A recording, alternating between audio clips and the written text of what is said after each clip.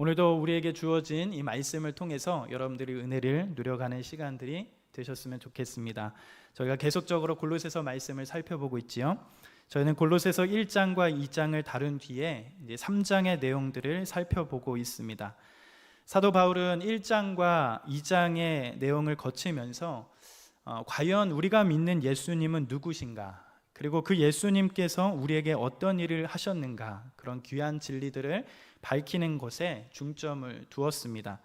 그리고 나서 1장과 2장의 귀한 진리들의 말씀들과 교리적인 내용들을 바탕으로 그렇다면 예수 그리스도를 믿는 자들로서, 또한 예수님의 공로로 새 사람이 된 자들로서 마땅히 어떤 삶을 살아야 하는지, 그 내용을 3장과 4장의 내용들을 통하여서 밝혀나가고 있음을 우리가 살펴보고 있지요. 이처럼 기독교는 지식과 어떠한 가르침만 있는 것이 아니라 실제적으로 내가 알고 있는 그 진리를 어떻게 삶으로 드러내는가, 그것을 어떻게 적용하는가, 그것이 정말 중요한 부분임을 알 수 있게 되어집니다. 모든 진실한 성도들은 성령 하나님의 역사하심을 따라 새롭게 빚어진 사람들입니다. 우리들은 예수 그리스도를 믿기 전과 또 예수님을 믿은 후 우리의 외모는 크게 달라지지 않지만, 그러나 새로운 창조를 경험한 새 피조물이기에 영적인 변화들과 움직임이 있다라는 사실을 알아야 합니다. 주님께서 주시는 새로운 생명으로 우리의 속사람을 변화시키시고 우리의 내면을 변화시키셔서 성령 안에서 거듭난 새로운 피조물로 우리를 그렇게 만들어 가십니다. 그러기에 주님을 믿는 성도라면, 또 주님을 믿는 자라면 당연히 새로운 피조물이 된 사람들로서 이에 걸맞는 삶과 행실이 요구가 되어지는 것입니다. 저번 주에는 사도 바울이 이와 같은 맥락으로 그리스도와 함께 살리심을 받았다면, 그리스도와 함께 다시 살았다면 위의 것에 마음을 두며 땅에 있는 지체를 죽일 것이다 라고 이렇게 말씀을 해 가는 것을 살펴보았습니다. 그러면서 대표적으로 성적인 타락에 대해서 그것을 죽이고 버려야 할 것임을 말씀하였죠. 또한 우리의 말과 혀의 나쁜 습관들을 죽이고 버려야 할 것이 무엇인지 그것을 말씀해 갔습니다. 여러분 기억하시죠? 이러한 삶의 새 사람을 입어 새로운 신분에 합당한 행실들을 습득하여 살아가는 자들의 신분과 지위에 걸맞게 살아가는 모습임을 우리는 알 수 있게 되는 것이죠. 이러한 삶을 통하여 하나님께 복받고 뭔가 얻기를 위해서 살아가는 것이 아니라 예수 그리스도의 공로를 알고 그것 때문에 살아가기에 마땅히 땅에 있는 지체를 죽이고 버리고 살아가는 것임을 도전받게 되어집니다. 우리가 주님 앞에 거듭나는 순간 단번에 완전한 상태로 들어가는 것이 아니지요. 그렇기 때문에 거듭난 후에도, 우리가 예수 그리스도를 인격적으로 만난 후에도 우리는 하나님의 사람으로, 또한 하나님의 자녀로서 그것에 걸맞는 성품과 습관과 행위를 연습하고 훈련하고 익혀서 삶에서 외적으로 드러나도록 그렇게 해야 합니다. 성령께서 우리를 그렇게 만들어 가실 것입니다. 이것이 성경이 가르치는 성화의 정말 중요한 핵심이지요. 마땅히 주님을 믿는 자들로서 귀한 열매를 맺어가는 것, 그것이 우리가 바라보며 마음을 두는 삶이 되어야 할 것입니다. 그러한 측면에서 사도 바울은 계속적으로 주님으로 인하여 새 사람이 된 우리들에게 무엇이 새로워져야 하는가, 주님을 믿는 우리들의 삶이 어떠해야 하는가, 그런 귀한 말씀들을 계속해서 3장의 말씀을 통해서 가르쳐 갑니다. 그것이 우리가 오늘 읽었던 본문의 말씀과도 이어지고 있다는 것이죠. 오늘 저희가 읽은 본문 말씀 골로새서 3장 9절과 10절의 말씀을 우리 다시 한번 읽어보도록 하겠습니다. 같이 한번 읽겠습니다. 시작. 너희가 서로 거짓말을 하지 말라. 옛사람과 그 행위를 벗어버리고 새 사람을 입었으니 이는 자기를 창조하신 이의 형상을 따라 지식에까지 새롭게 하심을 입은 자니라. 자, 이 말씀을 보니 10절에 사도 바울이 이렇게 시작을 하지요. 새 사람을 입었으니 이는 자기를 창조하신 이의 형상을 따라 지식에까지 새롭게 하심을 입은 자다라고 이렇게 말씀합니다. 여러분, 이것은 무엇을 의미하는 것일까요? 즉, 이 말씀은 새로운 피조물이 된 우리들은 어떤 자들이다라고 말씀을 해가고 있는 것이죠. 우리는 어떤 자입니까? 바로 지식에까지 새롭게 된 자들임을 말씀해 가고 있습니다. 어디까지? 지식에까지. 지식에까지 새롭게 된 자들. 새로운 피조물이 된 우리는 지식에까지 새로워진다라는 것이죠. 그것이 새로운 피조물, 새 사람을 입은 자의 모습이다라는 것을 이 말씀을 통해서 우리에게 권면하며 알려갑니다. 사람은 예수님을 믿을 때 또 성령 안에서 새로운 피조물이 됩니다. 그리고 새로운 피조물이 된 자는 무언가를 바라보고 인식하는 그런 지식의 변화가 오기 시작합니다. 그러나 한꺼번에 다 바뀌는 것이 아니지만 인식과 지식에 있어서 큰 변화가 시작된다라는 것입니다. 말씀이 익혀지고 또한 알아지고 또한 그 말씀이 새롭게 깨닫게 되는 그런 일들이 일어나게 되지요. 아마 여러분들도 이런 경험을 하신 적이 있을 겁니다. 어느 순간 내가 알지 못했던 그 말씀들이 막 갑자기 깨닫게 되어지는 것이에요. 또한 그 말씀들이 서서히 우리의 삶을 변화를 일으키게 되어집니다. 말씀이 작용하고 적용되고 그러한 일들이 우리의 삶 가운데 일어나게 되지요.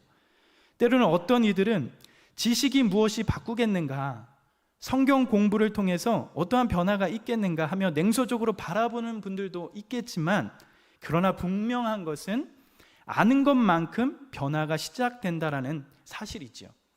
지식은 모든 변화의 시작이 됩니다.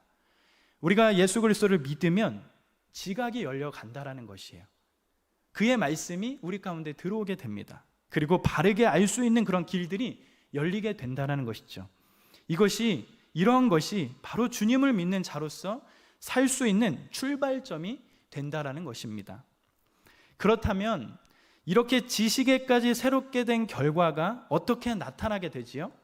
우리가 주님을 믿음으로 우리에게 지식에까지 새롭게 그렇게 만들어 가시는데, 또한 우리들은 지식에까지 새롭게 된 자들인데, 그렇다면 그러한 결과가 어떻게 드러나게 되는 것일까?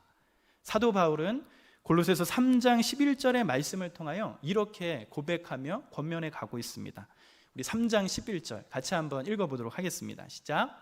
거기에는 헬라인이나 유대인이나 할레파나 무할레파나 야만인이나 수구디아인이나 종이나 자유인이 차별이 있을 수 없나니 오직 그리스도는 만유시요 만유 안에 계시니라.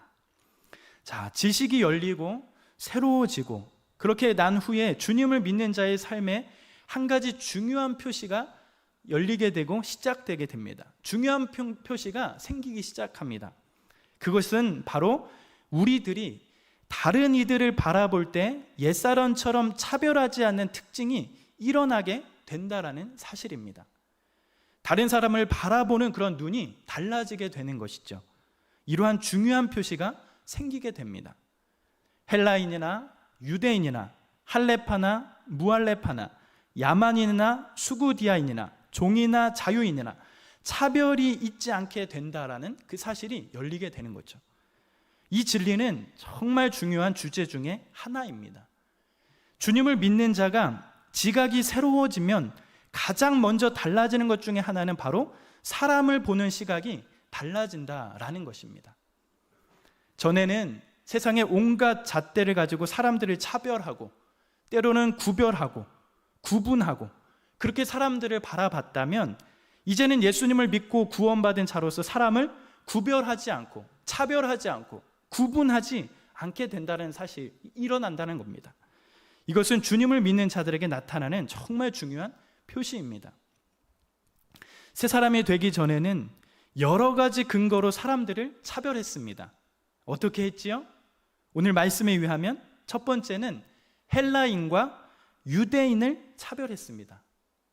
이 말은 인종과 국가를 근거로 차별했다라는 것입니다. 요즘에도 이러한 차별을 하는 경우가 종종 있죠. 때로는 피부색으로 차별하기도 하고 인종을 따라서 차별하기도 하고 때로는 국가에 따라서 차별을 하기도 합니다. 또는 잘 사는 나라에 사는 사람과 못 사는 나라에 사는 사람들, 나라와 인종에 대한 편견을 갖고 차별하는 그러한 경향들도 있게 되지요. 그런데 우리가 주님을 만나게 되면, 주님을 믿게 되면, 예수님을 믿으면 지식의 변화로 사람을 차별하지 않게 되는 그런 눈이 생긴다라고 우리는 말할 수 있습니다. 또한 어떠한 차별이 있었지요? 할례파와 무할례파를 차별하기도 했습니다. 이것은 신앙을 근거로 구분짓고 구별하는 어떠한 그러한 모습이지요. 신앙을 가지고 구별하는 것입니다. 유대인들은 특별히 하나님으로부터 복받은 백성들이지요. 이들은 약속의 말씀을 가지고 할례를 행한 언약 백성들입니다. 그런데 이들은 할례로 근거로 하여 자기들만이 하나님의 선민 백성이다, 하나님을 믿는 백성이다, 오직 자기들만이 하나님께 선택받은 민족이다, 그렇게 생각하고 그렇게 지켰습니다. 그러면서 어떻게 됐지요? 그들만의 자기 중심적인 사고를 가지고 유대인 외의 모든 사람, 즉 이방인들을 분류하고 차별하고 정죄하고 멸시하면서 그렇게 천대를 하는 어떠한 모습들이 일어나게 되지요. 유대인들이 뭔가 특별해서 그들에게 복 주시고 그들을 선택하신 것이 아닌데, 오직 하나님의 주권적인 일하심이었는데, 하나님의 선물이었는데, 그런데 그들은 이러한 근거로 주님을 잘 섬기지 못하며 오로지 다른 사람을 무시하는 그런 경향들이 있었다는 겁니다. 그런데 중요한 것은 믿음을 가진 자는 어떻지요? 다른 이들을 차별하지 않는다는 겁니다. 다른 이들을 한 인격적인 존재로 생각하면서 그들을 소중하게 대합니다. 또한 다른 종교를 가졌다 하더라도 그들을 하대하지 않는다라는 겁니다. 그렇게 주님을 믿는 자들의 눈이 열려 가는 것이지요. 또한 새 사람이 되기 전에 우리의 모습은 어땠지요? 야만인과 수구디아인을 차별했습니다. 이것은 문명의 정도에 따른 차별이라고 말할 수 있습니다. 수구디아인들은 흑해 주변에 살았던 사람들입니다. 이들은 야만인보다 더 야만적인 그런 자들이었어요. 이들은 문화와 문명과 언어를 근거로 사람들을 차별하고 멸시했습니다. 우리들은 예수님 믿기 전에 이런 식으로 어떠한 문화나 문명의 근거를 따져가며 우열을 가려가고 차별을 좋아하기도 했지요. 그리고 또 우리는 어떠한 모습들이 이전에 있었지요? 바로 종과 자유인을 차별했습니다. 이것은 현대사회에서 이루어지는 가장 보편적인 차별이라고도 말할 수 있을 것입니다. 정치적으로나 때로는 경제적으로 또는 사회적으로 일어나는 그러한 차별이라 말할 수 있을 겁니다. 줄을 세우고 때로는 등수를 매기기를 좋아하고 때로는 성공이나 실패라는 말로 사람을 나누고 때로는 신분의 높낮이를 정하고 만들기를 좋아하는 거지요. 그러나 이제 거듭난 자가 된다면, 주님을 만난 자가 된다면 우리는 더 이상 이런 것들 가운데 사람을 구분짓거나 차별하지 않게 된다는 것입니다. 왜냐하면 10절에 사도 바울이 밝히고 있는 것처럼 지식에까지 새롭게 하심을 입은 자들이 바로 우리들이기 때문에 그렇지요. 그런 자들이 바로 주님을 믿는 자들이기 때문에 우리 안에 이러한 시각이 열려간다라는 것입니다. 우리는 과거에 옛사람이 지녔던 지식을 따라 사람을 여러모로 차별하고 함부로 대하였습니다. 그러나 이제는 그렇게 사람을 차별하거나 함부로 대하지 않습니다. 왜 그렇지요? 바로 우리 주 예수 그리스도께서 이루신 귀한 십자가의 대속의 사역으로 인하여 우리는 이제 주님 안에 모두가 하나가 되어집니다. 예수 그리스도 때문에, 그 사랑을 알기 때문에, 그분의 십자가를 우리가 보았기 때문에 우리는 이제 사람을 그러한 눈으로 보지 않는다라는 것이지요. 갈라디아에서도 이렇게 말씀해 가고 있습니다. 우리 갈라디아서 3장 26절부터 28절 말씀을 같이 한번 읽어보도록 하겠습니다. 자, 같이 한번 읽어보겠습니다. 시작. 너희가 다 믿음으로 말미암아 그리스도 예수 안에서 하나님의 아들이 되었으니 누구든지 그리스도와 합하기 위하여 세례를 받은 자는 그리스도로 옷 입었느니라. 너희는 유대인이나 헬라인이나 종이나 자유인이나 남자나 여자나 다 그리스도 예수 안에서 하나이니라. 이제는 그리스도 예수 안에서 모두가 어떻게 되었지요? 하나가 되었습니다. 믿으십니까? 그리스도 예수 안에서 우리는 하나가 되었어요. 주님께서 이 세상에 오셔서 십자가에 달려 돌아가시며 이 세상의 구조를 새롭게 만드셨습니다. 예수 그리스도를 통해서 이 세상의 새로운 질서가 임했다라는 것이에요. 그것이 바로 뭡니까? 그것을 잘 드러내는 것이 뭐지요? 바로 교회입니다. 주님을 머리로 하여 몸된 교회를 세워주셨습니다. 모두가 연합하고 하나가 될 수 있도록 십자가에서 이 모든 것을 이루어 주셨습니다. 그러기에 교회를 한 몸으로 구성하는 것은 매우 중요한 일이 된다는 사실이지요. 교회에 몸담고 있는 귀한 지체들을 내 몸의 일부인 것처럼 여겨야 하는 것이지요. 한 몸을 이룬 교회에서도 여전히 차별이 있고 구분이 있고 높낮이가 있어서는 안 될 것입니다. 세상의 구조와 문화들이 교회에 들어와서 이 복음의 귀한 진리들을 훼손하면 안 될 것입니다. 옛사람의 모습을 가진 자들이 들어와서 세상의 구조처럼, 세상의 모습처럼 변질시키거나 교회를 지배하는 일이 일어나서는 안 될 것입니다. 새 사람으로 구성된 교회는 세상에서 찢기고 때로는 세상에서 마음 상한 사람들이 와서 그리스도 안에서 얼마나 자신이 존귀하고 아름다운 존재인지 알게 되는 그런 곳이 되어져야 합니다. 그런 곳이 바로 교회여야 하는 것이죠. 그리고 그들의 인생의 가치와 복을 회복시키는 일이 교회 공동체 안에서 풍성하게 일어나도록 교회를 이루는 구성원들이 모두 힘을 써야 하는 것이지요. 교회에서는 그 어떤 기준으로도 사람을 차별하지 않아야 합니다. 그런 일이 있어서는 안 되는 것이죠. 각 사람의 다양한 차이가 차별의 조건이 되는 것이 아니라 서로 보완하고 부유하게 해주는, 서로 채워주는 그런 곳이 되어져야 하는 것입니다.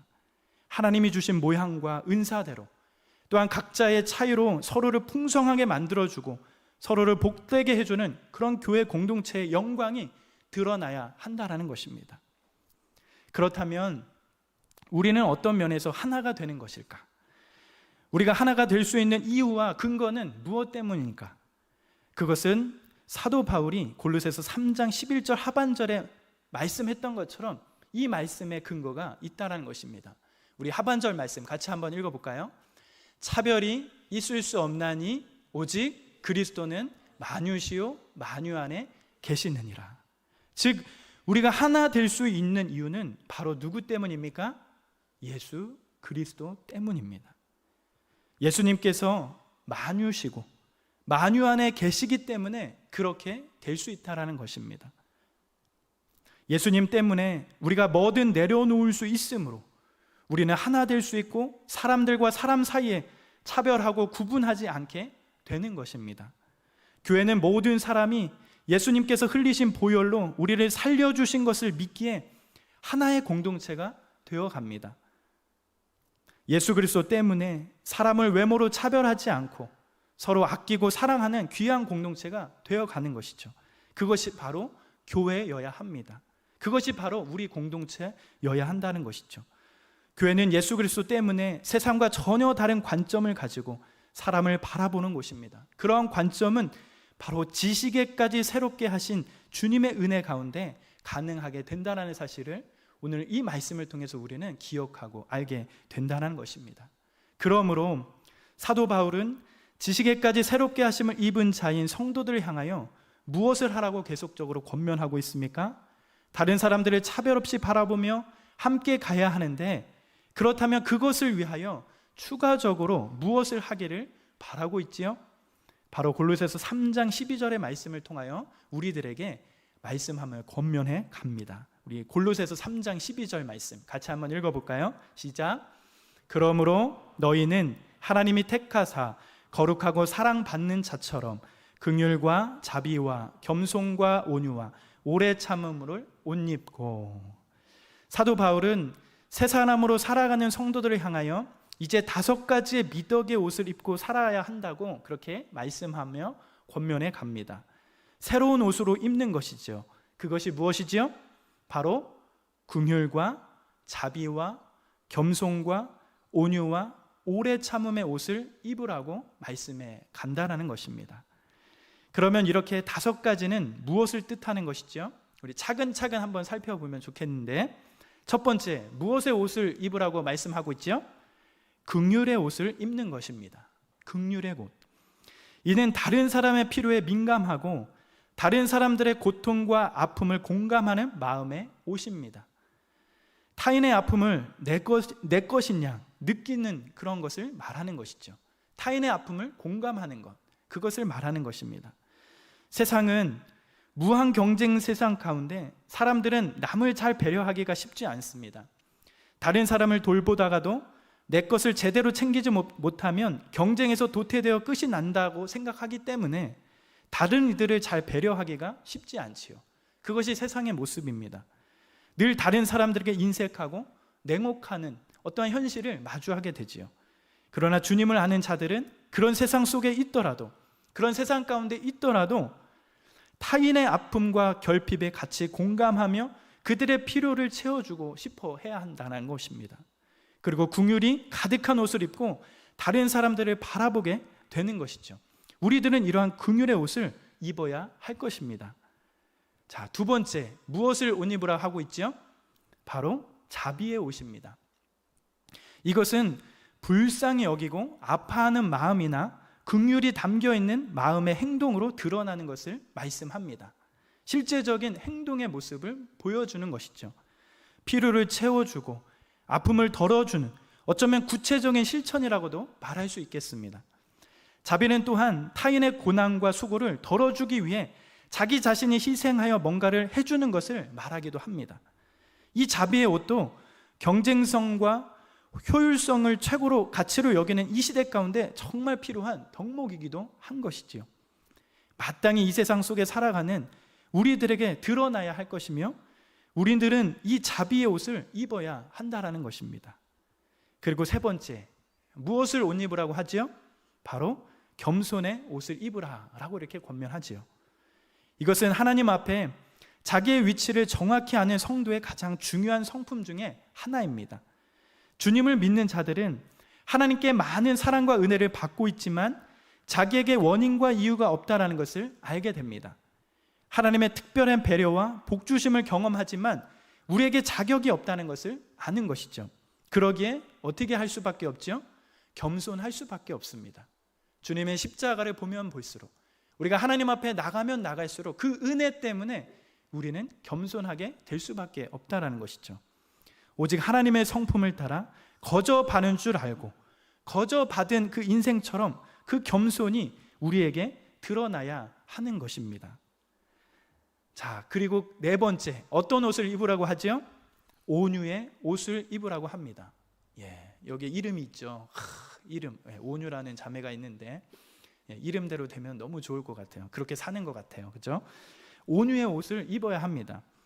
우리가 사는 이 세상은 온유하면 살아남기가 참 쉽지 않습니다. 때론 온유한 모습을 보이면 이 세상 사람들은 어떻게 하지요? 루저처럼 생각하지요. 야, 저 사람, 내가 이용하면 딱 좋겠다. 그렇게 생각하는 게 세상의 모습일지도 모르겠어요. 그래서 사람들은 늘 사납게 자기 것을 주장하며 그렇게 살아가야 합니다. 주님을 믿는 자들도 예수님을 믿기 전에는 이와 같은 모습처럼 살았습니다. 하지만 주님을 만나고 난 후에 더 이상 자기 주장을 하지 않지요. 그러기에 자기보다는 다른 사람을 배려하는 힘이 생기게 되어집니다. 타인을 위해 자기 것을 내려놓고 겸손하고 부드럽고 따뜻하게 다른 사람들을 수용해 가는 것이지요. 바로 이러한 태도가 온유의 옷을 입은 자의 모습일 것입니다. 교회에서 거칠고 사납게 자기를 주장하려는 모습은 마땅한 모습이 아닌 것입니다. 그것은 옛사람의 모습이며 옛사람들만 하는 모습인 것이죠. 우리는 이러한 온유의 옷을 입어야 한다라는 것입니다. 자, 마지막으로 사도 바울은 무엇의 옷을 입으라고 말씀하고 있죠? 바로 오래 참음의 옷을 입으라고 권면해 갑니다. 이러한 오래 참음은 성도로서 마땅한 모습임을 드러냅니다. 이것은 예수님을 믿는 사람들에게 꼭 있어야 하는 중요한 성품 중에 하나입니다. 하나님께서는 주님을 믿는 자들을 향하여 가장 많이 훈련시키는 것 중에 하나가 바로 이 오래 참게 하는 것임을 우리는 알아야 합니다. 그러기에 성도가 되면 제일 먼저 배우는 것이 오래 참는 것이지 않을까 생각도 들게 됩니다. 여러분, 고린도전서 13장에 가시면 뭐가 제일 많이 나오죠? 사랑에 대해서 이야기를 많이 합니다. 그래서 우리가 고린도전서 13장의 말씀을 보면 사랑장이라고도 이렇게 이야기를 하기도 하지요. 고린도전서 13장에 가면 사랑장이라고 하면서 사랑에 대한 이야기로 가득 채워 있는데, 이러한 사랑의 정의를 해 나갈 때 제일 먼저 등장하는 것이 바로 무엇일까요? 바로 오래 참음입니다. 오래 참음. 우리가 사랑에 갈 때 제일 중요한 것 중에 하나가 바로 이러한 오래 참음입니다. 서로를 믿어주고 기다려주고 오래 참아주는 것. 우리의 신앙을 유지해 갈 때 가장 많이 작용하는 것 중에 하나가 되어야 할 것이 바로 이 오래 참음이다라는 사실을 우리는 기억해야 합니다. 주님을 믿는 자로서 마땅히 이 오래 참음의 옷을 입어야 할 줄 믿습니다. 주님을 믿는 자로서, 성도로서, 또 하나님의 택하사 거룩하고 사랑받는 자로서 5가지의 미덕의 옷을 입고 드러낼 것을 사도 바울은 말씀해 가고 있습니다. 그게 뭐였지요? 정리하면 긍휼과 자비와 겸손과 온유와 마지막 오래 참음. 이 귀한 미덕들이 우리의 삶 가운데 더욱 열매 맺기를 간절히 기도해 봅니다. 겸손하시고 낮아자신 예수님과 그 복음의 귀한 특성이 그대로 우리의 삶이 되어 나를 살리고 또한 이웃을 살리며 더욱 예수님을 믿는 그 아름다움과 복이 우리 가운데 가득 넘쳐가는 그런 삶이 되시길 간절히 기도해 봅니다. 말씀을 정리하겠습니다. 사도 바울은 계속적으로 주님으로 인하여 새 사람이 된 우리들이 무엇이 새로워져야 하는가, 또한 주님을 믿는 우리들의 삶은 어떠해야 하는가, 그런 귀한 말씀들을 가르쳐 갑니다. 특별히 주님을 믿는 자들은 지식에까지 새롭게 하심을 입은 자들임을 말씀해 가면서 모든 사람들을 차별 없이 섬겨가며 특별히 긍휼과 자비와 겸손과 온유와 오래 참음으로 옷 입고 살아갈 것을 말씀해 가고 있습니다. 우리는 이 말씀을 기억하고 특별히 예수 그리스도의 공로로 살아가는 우리들이 또한 새 생명을 가진 자로서 그 생명을 만들어내는 그 귀한 모습들로 채워가는 그러한 복된 삶이 우리의 삶이 되기를 간절히 기도해 봅니다. 우리의 속사람을 변화시키시고 또한 성령의 귀한 열매들로 채워가시는 그 하나님의 열심을 우리가 믿어가며 주님을 믿는 그런 멋스러움과 영광스러움이 우리의 삶 가운데 가득 열매 맺어가는 그런 풍성한 삶이 저와 우리 형제자매들의 삶이 되기를 간절히 기도하며 축복합니다.